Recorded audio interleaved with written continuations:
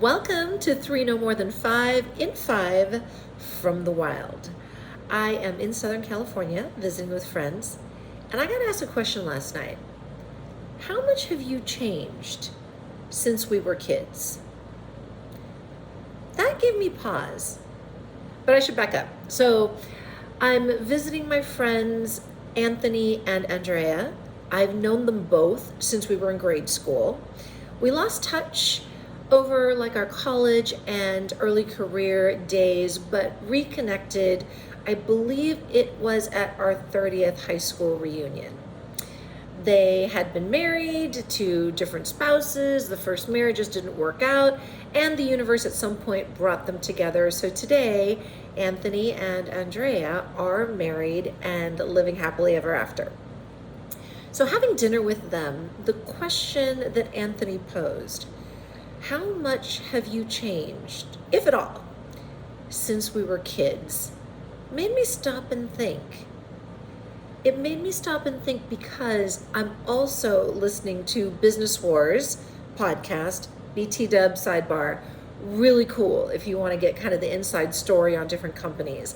And the series that I'm on right now discusses the brands of Louis Vuitton and Gucci and how their brands evolved over time. Sometimes being at the pinnacle of fashion, other times not doing so well and having to pivot and make changes.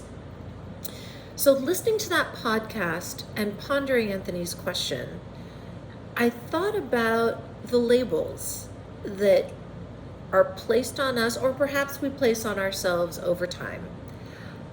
I can distinctly recall 3 labels, one from my youth, one from my college years, early career years, and another in my corporate life that somehow are connected.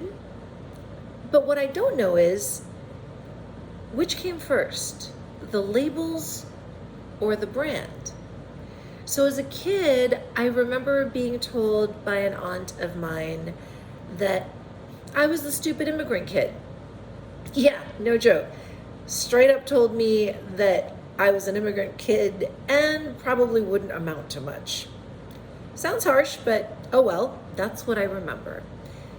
I also remember, and Julie will tell you this, that in college, I was pretty obnoxious. I wasn't afraid of being loud. I wasn't afraid of being brash.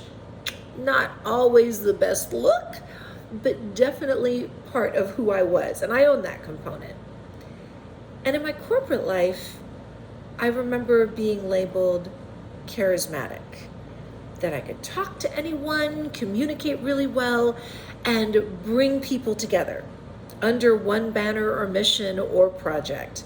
So was I a dumb immigrant kid who used that label as a motivating factor to drive myself, work hard, and succeed, whatever success might mean to people? Was my obnoxiousness, that sense of fearlessness and brashness, what contributed to me later being perceived as charismatic? Because I owned my space. I owned who I was, flaws, faults, warts, and everything, and grew into that skin and developed a level of comfort in that skin. I don't know. I don't know if the labels led to the brand or if those components were already inside me and it was just a matter of refining those elements as I matured in my business world and in my life in general. So what I ask you to ponder are, what are the labels that you feel govern or influence who you are today? Are they beneficial? Do they help?